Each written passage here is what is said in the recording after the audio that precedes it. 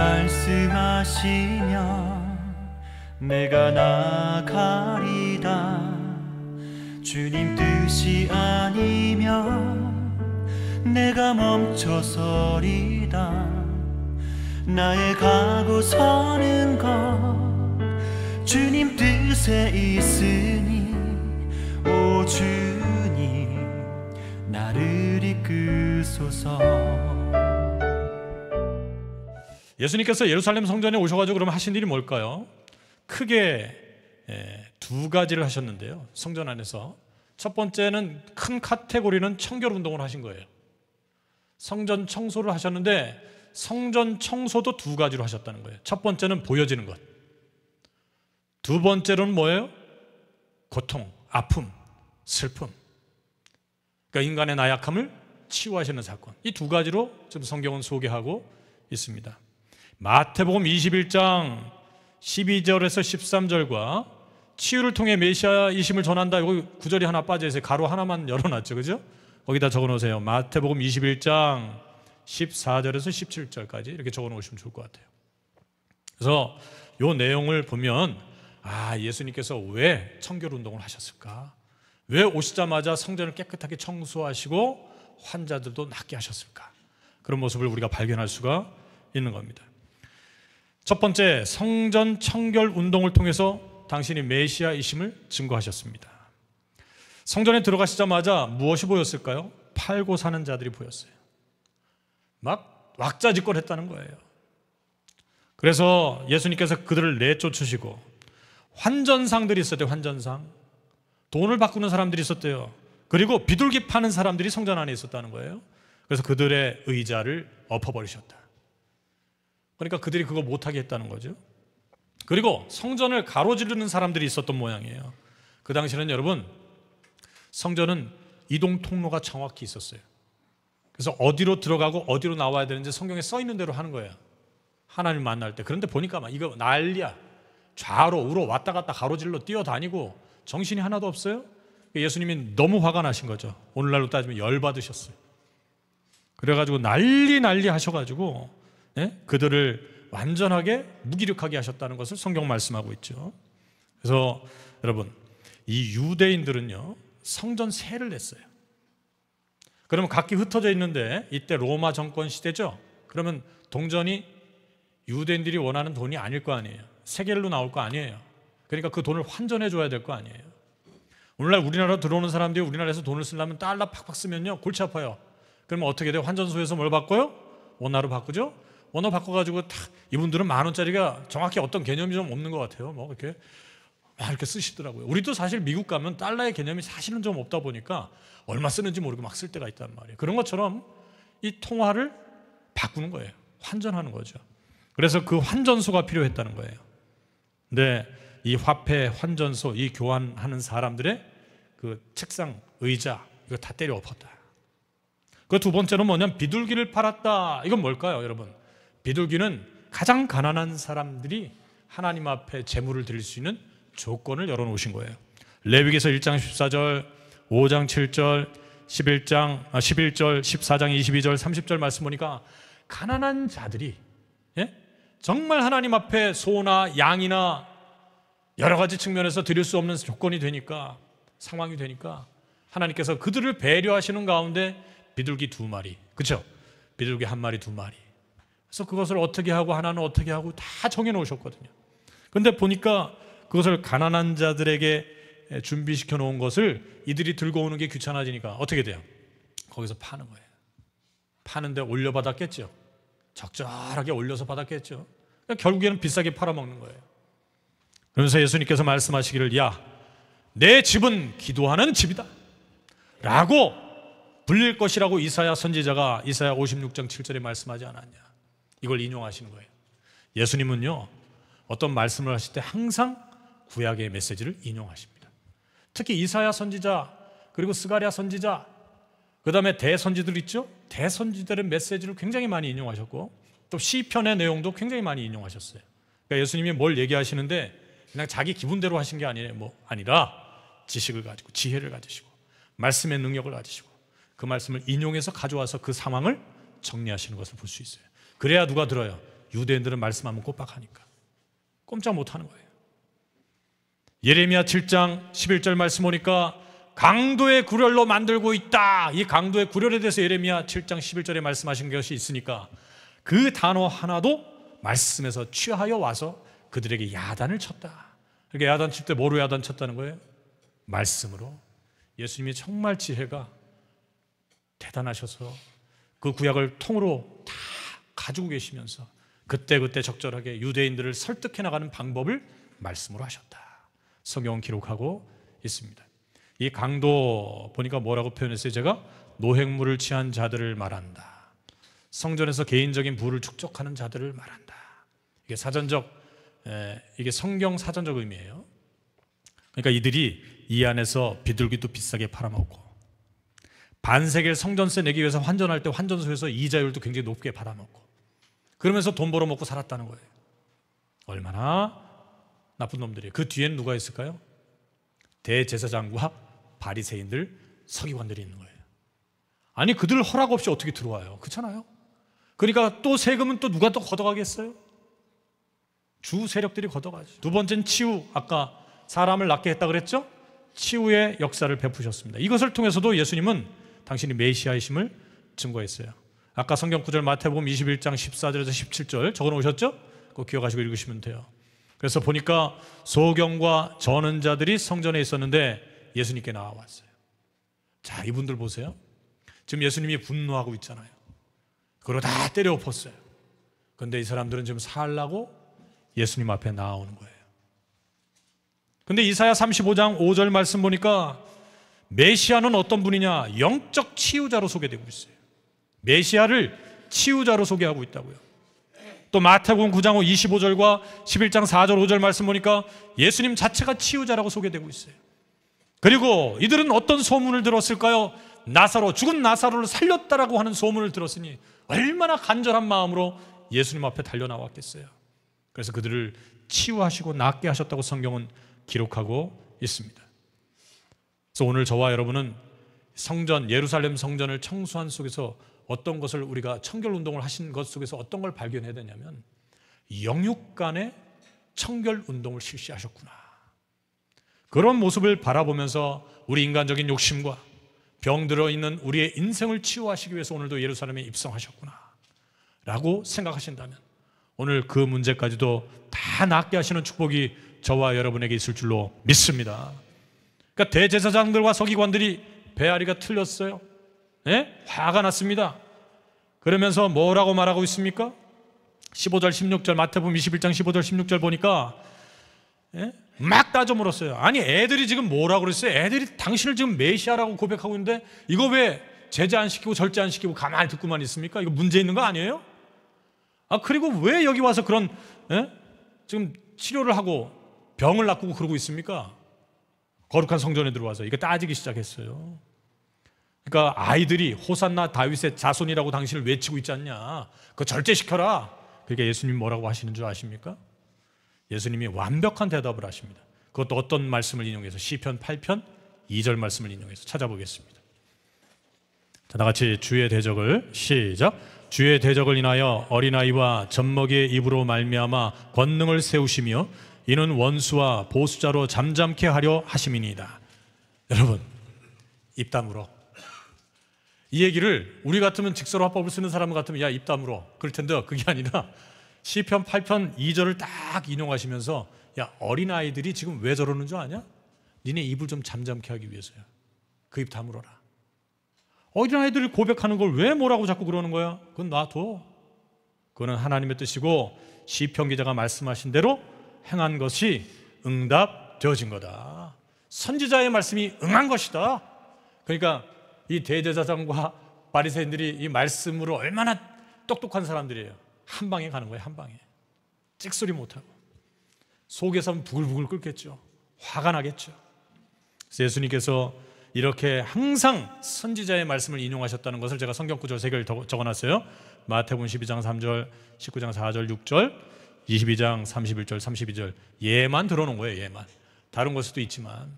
그래서 예수님의 말씀 인용의 방식이 얼마나 탁월하시고 그럼 말씀을 꿰고 있지 않으면 그냥 척하고 나올 수가 없는 거예요. 자, 그래서 성전 청소가 어떤 의미인지 이해하시겠죠? 그래서 예수님이 성전 청소를 딱 하셨는데 이것은 영육간에 청결케 하신 사건이다. 오늘날 저희에게도 같은 의미로 받아들여져야 된다. 여러분 기억하시면 좋겠습니다. 두 번째로는요, 이 예루살렘에 입성하신 것이 그럼 기쁜 날인가? 예수님이 성전 안에서 하신 말씀들이 있어요. 매우 중요한 메시지를 남깁니다. 첫 번째 내용이 뭐냐면요, 미랄에 대한 교훈이에요. 두 번째는요, 인자가 들릴 것에 대해서 말씀하고 있어요. 세 번째는 그럼에도 불구하고 사람들이 세상을 더 사랑할 것을, 세상의 영광을 더 사랑할 것을 말씀하고 있습니다. 이것은 뭡니까? 내가 죽음으로 갈 수밖에 없는 환경이고 조건이다. 그러나 그것은 하나님의 뜻이다 라고 하는 것을 예수님께서 직접 설교하시면서 증거하셨다는 거죠. 자, 요한복음 12장 20절에서 26절 전체로 보면요, 요한복음 10장 10절에서 50절까지의 12장. 그러나 미랄 교훈에 대해서 제가 정리를 합니다. 23절 말씀 보니까 그 전에 뭐예요? 제자들이 헬라인들이 몇 찾아와가지고 좀 어떻게 예수님 만나게 해주면 안 되겠냐. 이게 정통 헬라인이에요. 그러니까 성경에서 쓰는 단어가요, 진짜 헬라인이에요. 유대인 헬라인이 아니라. 무슨 얘기인지 아시겠죠? 정통 헬라인들 몇 명이 왔어요. 그럼 예수님이 그 전에 헬라인들 좋아하셨어요? 아니요. 그 상에 떨어지는 부스러기를 개가 먹지 않습니까? 이 얘기는 뭐예요? 야, 이 개만 또 못한 거 저 가. 너하고 나하고 상관없어. 내가 지금 전도해야 될 대상은 지금 유대인들이야 라고 말씀하셨을 때 이 여인 하나가, 딸이 귀신 들린 여인이 그랬잖아요. 상에서 떨어지는 부스러기를 개가 먹지 않냐. 내가 그 부스러기라도 먹게끔 해달라. 그래서 이야, 이게 믿음이 보통이 아닌데 너 다시 가면 나아 있을 거야. 그래서 가서 보니까 딸내미가 나아 있잖아요. 그 헬라인이에요. 그러니까 그때는요, 예수님께서 때가 아니라서 헬라인에게 선을 그었다고요. 그런데 이제는 뭐라고요? 이제는 인자가 영광을 받을 때가 왔다. 그렇게 23절에 고백합니다. 그러면서 처음 헬라인들을 거절하셨다. 제가 성경 구절 적어놨죠. 요한복음 7장 35절, 마가복음 7장 26절, 그리고 20절부터 22절 제가 설명했어요. 그러니까 이 말씀대로 나중에 신약에서 어떤 역사가 일어나냐면요, 로마서 1장 16절 이하, 그 다음에 갈라디아서 3장 28절, 골로새서 3장 11절 말씀 보니까 헬라인에게도 구원의 문이 열리기 시작했다는 거예요. 그리고 사도행전을 보니까 사도행전을 등장하는 헬라인은 뭐라고 표현하냐면요, 큰 무리라고 표현했어요. 어마어마하게 전도가 됐다는 거죠. 헬라인은 곧 누굴 얘기하는 겁니까? 로마의 지배권자이면서도 로마 시민들이잖아요. 그렇죠? 그리고 그리스 헬라 사상에 물들어 있는, 어떻게 보면 우상 숭배의 대표적인 인물들이거든요. 그들이 예수님을 영접하기 시작했을 뿐만 아니라 그 이후에 예수님께 찾아온 그 몇몇 이후에 수많은 사람들로 확장되어져서 엄청난 무리를 이루고 있다고 사도행전 기자는 사도행전 14장 1절, 16장 1절, 17장 4절, 20장 21절, 21장 28절 말씀이 증거하고 있습니다. 그러면서 예수님께서 하신 이 안타까운 고백이 뭡니까? 미랄 하나가 죽으면 많은 열매를 맺느니라. 한번 찾아서 읽겠습니다. 요한복음 12장, 예수님이 이 말씀하실 때 마음이 얼마나 아프셨겠어요? 왜? 십자가 밑에 제자들이 하나도 없을 것을 미리 아실 거 아니에요. 다 떠날 거 아니에요. 그러니까 예수님이 떠나시고 난 다음에 제자들이 정신 차려서 같은 사역을 감당하기를 소망하면서 미리 말씀하신 거예요. 미리. 얼마나 좋아요. 12장 24절부터 자, 시작. 내가 진실로 진실로 너희에게 이르노니 한 알의 밀이 땅에 떨어져 죽지 아니하면 한 알 그대로 있고 죽으면 많은 열매를 맺느니라. 자기 생명을 사랑하는 자는 잃어버릴 것이요 이 세상에서 자기 생명을 미워하는 자는 영생토록 보존하리라. 사람이 나를 섬기려면 나를 따르라. 있는 곳에 나를 섬기는 자도 거기 있으리니 사람이 나를 섬기면 내 아버지께서 저를 귀히 여기시리라. 아멘. 그러니까 내가 한 알의 밀알이 되어서 죽는데 내 제자라면 나와 같은 삶을 살 것이다. 나를 따르라. 그렇게 말씀하고 있습니다. 그리고 두 번째 인자의 들림에 대해서 말씀하고 있죠. 요한복음 12장 27절에서 36절 말씀이 증거하고 있습니다. 이것은 십자가에서 죽으실 것을 예언하신 거죠. 미리 말씀하신 겁니다. 그래서 뭐라고 표현하냐? 27절에 내가 이를 위하여 이 땅에 왔다.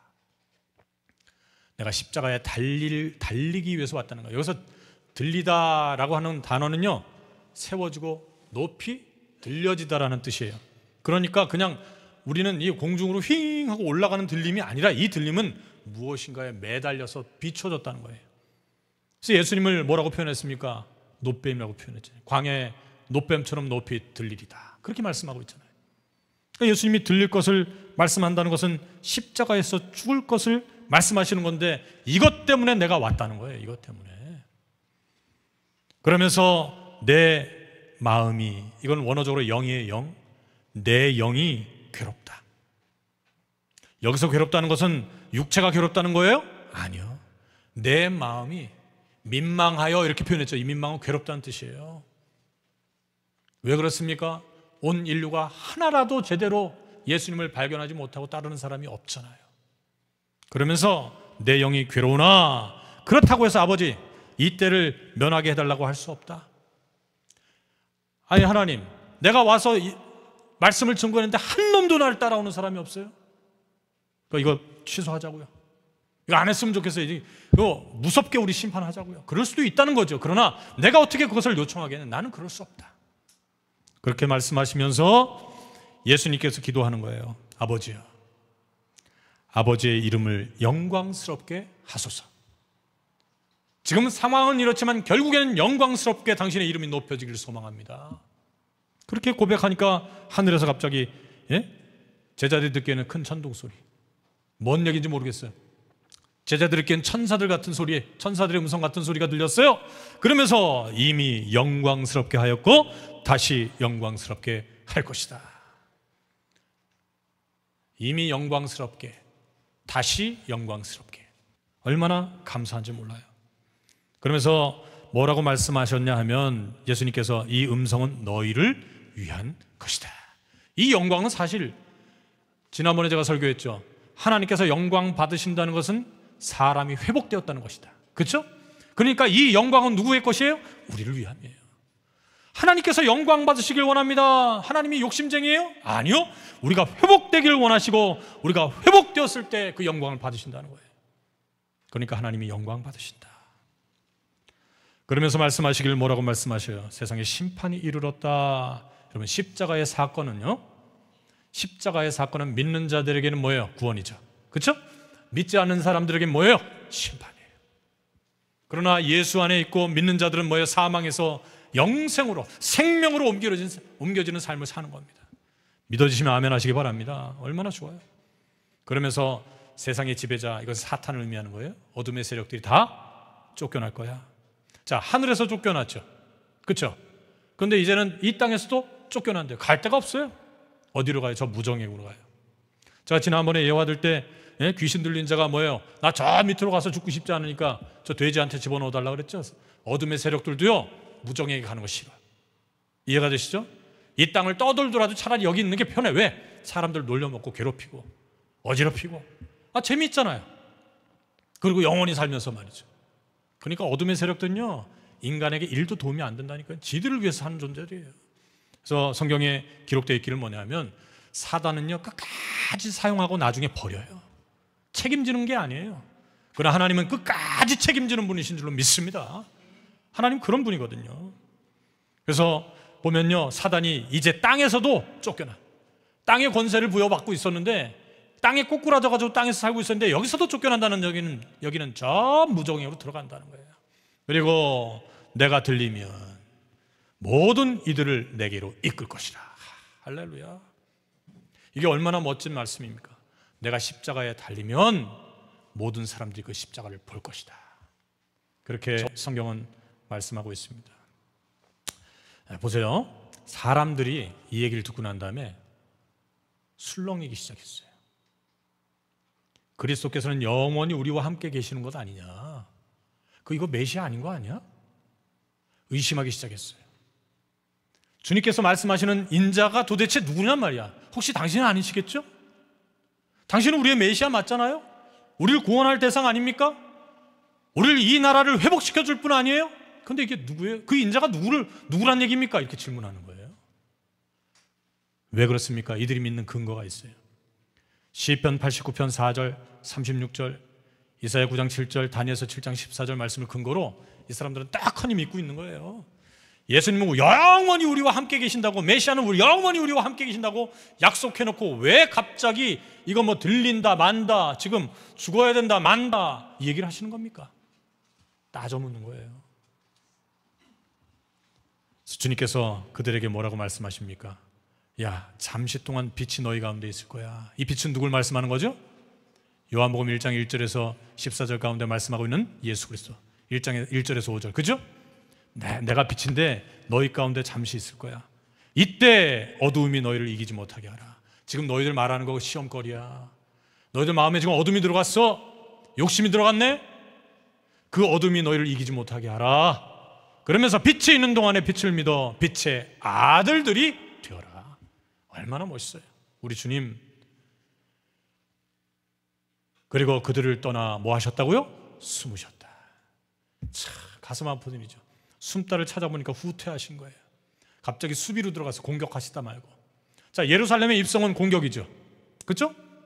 그런데 백성들이 지금 약간 안 믿고 들고 일어나니까, 야, 너희 빛이 여기 있는데 빛을 믿어야지, 빛의 아들들이 돼야죠. 너희들 왜 지금 어둠과 타협하고 있어?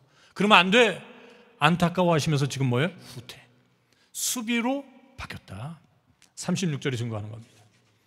그래서 성경에서는요, 예수님께서 후퇴하실 때들이 있었어요.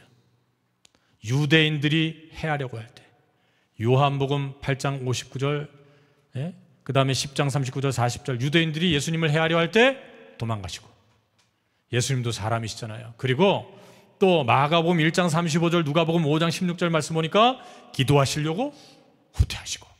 기도한다는 얘기 뭐예요? 정비하는 거예요. 다시 공격하기 위한 하나의 방편이에요. 저와 여러분이 기도하는 건요, 어둠과 싸워 이길 수 있는 힘과 능력을 얻는 시간입니다. 정비하는 시간이에요. 그리고 또 하나는요, 쉬시기 위해서. 마태복음 1장 45절 말씀이 증거하고 있습니다. 자, 그리고요, 그러면서 뭐라고 말씀하냐면 이사야서 6장 10절 말씀 한번 가보겠습니다. 6장 10절. 자, 다 같이 시작. 이 백성의 마음으로 둔하게 하며 그 귀가 막히고 눈이 감기게 하라. 염려컨대 그들이 눈으로 보고 귀로 듣고 마음으로 깨닫고 다시 돌아와서 고침을 받을까 하노라 그랬죠. 결국은 이 모든 것들이 왜 드러나는가? 성경을 보니까요, 얘네들이 그렇게 하는 이유가 있다. 왜? 지금 뒤에 보니까 관리인들 가운데서도, 관리인들 가운데서도 예수님을 믿는 사람들이 많았대요.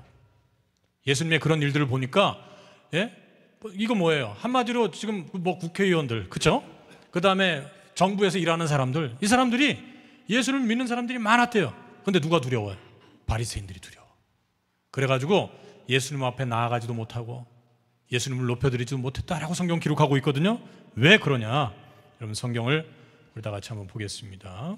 요한복음 12장 43절 찾았어요? 자, 다 같이 시작. 저희는 사람의 영광을 하나님의 영광보다 더 사랑하였더라. 이들이 왜 두려워했냐? 사람의 영광을 하나님의 영광보다 더 사랑했다. 그렇게 기록하고 있어요. 오늘 우리가 우리의 신앙을 점검해 볼 필요가 있는 거예요. 자, 결론 맺겠습니다. 오늘 저와 여러분이 예배를 통해서 성전을 깨끗게 해야 될 줄로 믿습니다. 성전을 깨끗게 하려면 뭐예요? 영육간에 깨끗해야 돼요. 영육간에. 우리의 삶의 이 욕심들, 삶을 정말 따라가는 모든 지표들을 다시 한번 점검해 보아야 한다.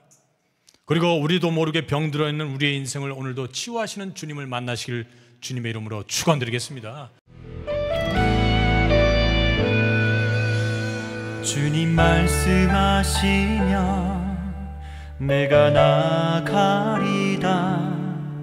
주님 뜻이 아니면 내가 멈춰서